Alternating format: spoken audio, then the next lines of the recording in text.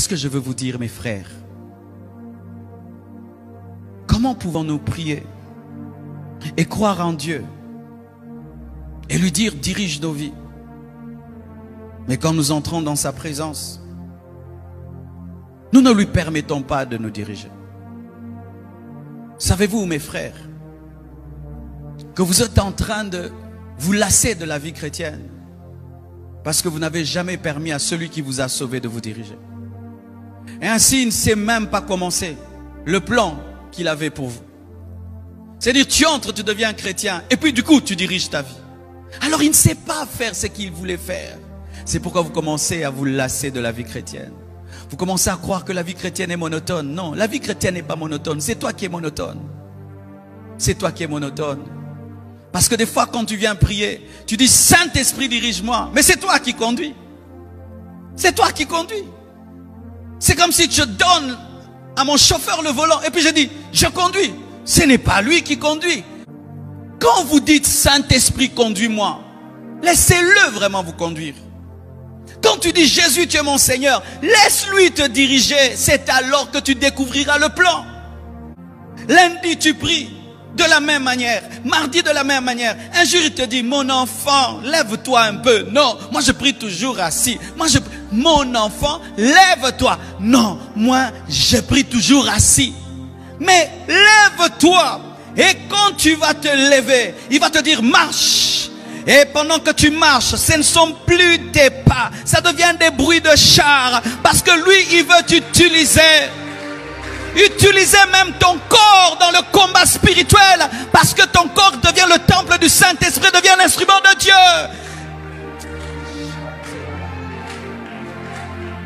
Quand les lépreux marchaient, les ennemis entendaient le bruit de chars. Et des fois, Dieu, quand tu pries, il te dit, ok, je t'ai exaucé, quitte ta chaise, marche en priant. Non, je suis fatigué. Alors qu'un pas va retentir dans des kilomètres et des kilomètres. Tu commences à prier, Dieu te dit, arrête de prier, chante. Tu vois ce cantique? Ce n'est pas mon cantique, c'est Péniel qui le chante souvent, n'est-ce pas? Mais pendant que je priais, c'est venu. J'ai dit, Seigneur, je ne connais pas les mots. Tu me dis, je veux que tu me chantes plus de toi. Mais je n'ai jamais chanté ce cantique avec autant d'onction, de puissance. Il m'entraînait, il me faisait la répétition dans la chambre. Il est fatigué de la nourriture que tu lui donnes tous les jours. De la même nourriture, du même culte que tu lui rends. Dieu est fatigué de ça. Il est fatigué. Est-ce que toi, tu peux manger du riz du 1er au 30, de janvier en décembre? Mais c'est la nourriture que vous donnez à Dieu. La même manière de prier, la même manière de tout faire. Dieu est fatigué. Fatigué, fatigué.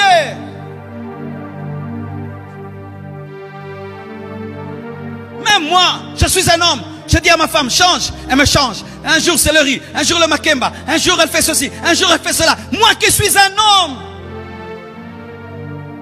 Et vous pensez que Dieu, depuis que tu es chrétien, tu ne pries que de la même manière. Et quand il veut t'apprendre des nouveaux plats, non, tu mangeras ça. Tu mangeras ça. L'église de temps de la fin. Prie sans soif. Et devient le Saint-Esprit d'elle-même. Le Seigneur d'elle-même.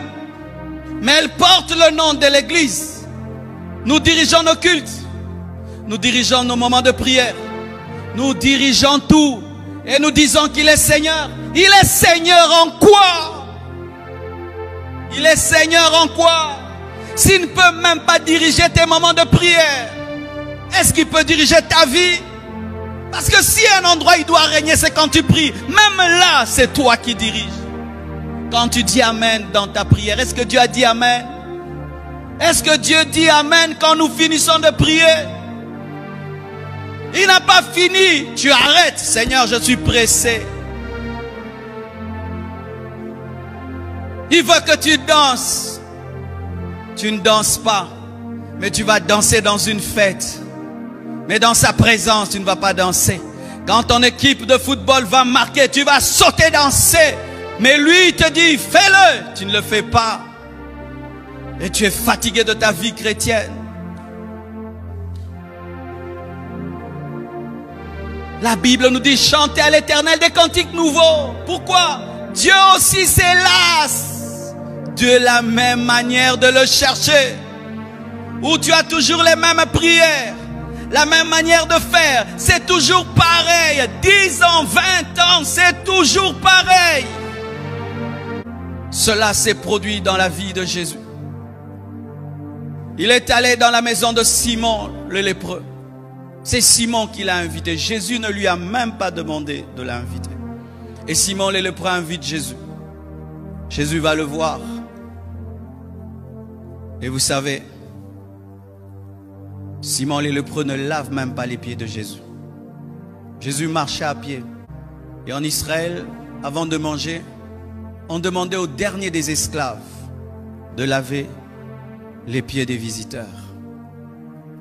Mais Simon a trouvé Jésus indigne même de son dernier esclave. Et Jésus était à table avec des pieds qui puaient, des pieds qui sentaient mauvais, parce qu'il marchait sur tout. Mais il était là, il n'avait rien dit. Il parlait. Il est assis et ses pieds là, comme il s'asseyait comme ça en Israël, tu es assis et puis tes pieds de l'autre côté pour ne pas déranger les autres, mais c'était derrière lui. Et une femme est venue. Cette femme n'avait pas un bon témoignage. Cette femme n'avait pas une grande théologie. Cette femme n'avait pas un grand diplôme. Mais cette femme avait de l'amour. Cette femme était à la recherche d'un homme. Un homme qui allait l'aimer elle, pas aimer son corps. Car c'était une femme que les hommes aimaient pour son corps, mais jamais pour ce qu'elle avait à l'intérieur. Elle a entendu parler de Jésus. Et peut-être même qu'elle a entendu Jésus prêcher, mais elle était dans la foule. Elle avait enfin trouvé l'homme de sa vie. Un homme qui respectait tout le monde. Un homme qui honorait tout le monde. Et elle n'avait pas les moyens d'inviter Jésus chez elle parce que les apôtres allaient refuser, Pierre allait refuser. Et il était invité par quelqu'un d'autre. Et elle est entrée sans être invitée. Et quand elle arrive, elle trouve l'homme le plus important au monde, traité moins qu'un esclave. Même les apôtres ne s'étaient pas indignés de cela. Et qu'est-ce qu'elle vient? Elle ne vient pas vers le visage de Jésus. Simon était fixé sur les paroles de Jésus. Elle s'est sentie même indigne de son visage. Elle est allée vers ses pieds. Elle a commencé à pleurer. Elle n'a pas demandé une serviette. Elle a pris ses cheveux, ses beaux cheveux. Elle a commencé à essuyer les pieds du roi, les pieds du Seigneur. Il y avait un défaut dans le protocole. Elle a corrigé le défaut. Frère, il y a des gens qui vont se convertir dans cette vague, qui vont nous corriger. Ils vont venir, des nouveaux convertis, mais ils auront une soif de Dieu que nous, on n'a pas. Ils vont nous recadrer. Dans leur manière d'aimer Dieu, nous allons nous rendre compte que nous avons cessé d'aimer Dieu. Tout paraissait normal tant que la femme n'était pas arrivée. Mais quand cette femme pécheresse est arrivée, tout d'un coup les apôtres et Simon se sont rendus compte qu'il y avait un défaut dans le protocole, que Jésus n'avait pas été traité à sa vraie valeur. Tu as déjà vu quelqu'un honorer ton père plus que toi, c'est que ça fait? Tu as déjà vu quelqu'un honorer ta femme plus que toi, tu vois ce que ça fait? Et eux disaient qu'ils étaient des disciples de Jésus, mais ils n'avaient pas remarqué que le maître voulait manger ou manger avec des pieds sales. Mais elle, pécheresse, oui, mais révélée. Cette femme est entrée dans la vie de Jésus. Il y a un débat théologique sur elle. Certains disent c'est Marie de Magdala, d'autres pas. Mais je ne vais pas entrer dedans. Mais cette femme a marqué le cœur de Jésus. Et vous savez, Simon le lépreux, c'était un lépreux. Et vous savez, quand tu entres dans la maison d'un lépreux, Ça sent la lèpre. Cette femme a senti qu'il y avait un problème d'odeur. Elle a répandu le parfum. Et la maison était remplie de parfum. Elle a corrigé l'adoration. Dieu veut que nous puissions corriger notre adoration. Il veut qu'on puisse corriger notre manière de nous approcher de lui et notre manière de le recevoir.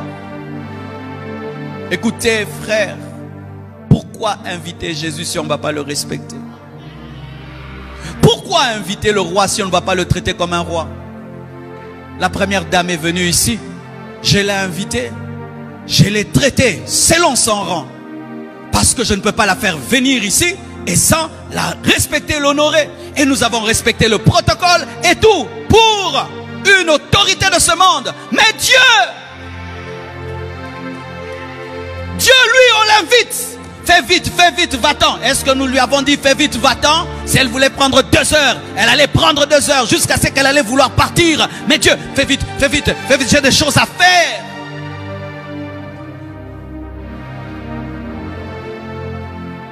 Tu invites le roi et tu ne lui donnes pas le trône. Où est le trône de Dieu? Toi qui l'as invité, tu connais le trône de Dieu? C'est ton cœur. Où est ton cœur? Où est ton cœur? Il est dans tes mains ou dans les mains de Dieu? Toi qui as invité le roi. Seigneur, viens nous diriger dans nos moments de prière. Est-ce que c'est une récitation ou c'est la vérité? Seigneur, conduis ce culte. Conduis ce culte. C'est la vérité ou c'est une récitation? Seigneur, dirige ma vie. C'est la vérité ou c'est une récitation? Comment tu peux diriger ta vie? Dire que Dieu dirige ta vie, toi tu vas dans les boîtes. Dieu te dirige dans les boîtes. Dieu te dirige à tromper ta femme. Dieu te dirige dans la maison du féticheur. Dieu te dirige chez le marabout. Dieu te dirige dans la maison d'une prostituée.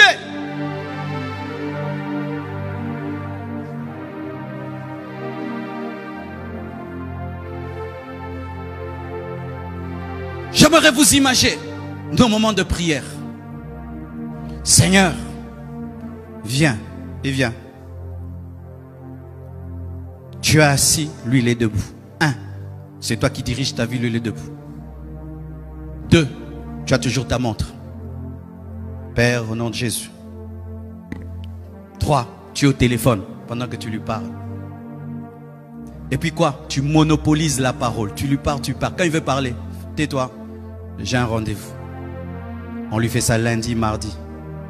1 année, 2 ans. Tu penses d'ailleurs que Dieu vient quand tu lui dis de venir? Si moi tu me fais ça seulement une fois, quand je viens chez toi, je ne viendrai plus jamais. Jamais je ne viendrai chez toi. Moi qui suis un homme. Tu penses? C'est pourquoi nous avons des moments de prière sans Dieu. Parce qu'il dit, ça ne sert à rien. Il ne va pas m'honorer. Quand même il dit, Seigneur dirige-moi. Il parle. Dirige-moi. Seigneur dirige-moi. Ok. Des fois même tu veux parler, dis, ne parle pas. Vous savez ça? Moi on m'avait formé qu'un homme de prière prie en criant. Moi quand je commence à prier c'était crier. Et quand Dieu m'a dit, hé, laisse-moi, je vais te conduire. Je veux crier, dit, tais-toi. Je dis, hé. Il me dit, quoi? Ah, tu vois, tu pries pour les hommes. Tu pries pour qu'on dise que tu es un homme de prière. Et toi, comme tu cries parce que tu veux être vu, toi maintenant je vais te former à prier pour ne pas être vu. Ça a été dur pour moi, vous savez. Hein? Certains, vous devez crier, mais d'autres doivent se taire. Parce que moi, nous avions des compétitions de prière. Je ne veux plus que tu cries. Ça a été difficile. Parce que les gens avaient dit que j'avais perdu l'onction. Mais je grandissais dans mon intimité. Et j'ai comme appris maintenant à parler à Dieu. Comme s'il n'était pas là, mais il était ici. C'est quand j'ai appris ça. Certains même, quand je prie pour vous, vous êtes choqués. Hein?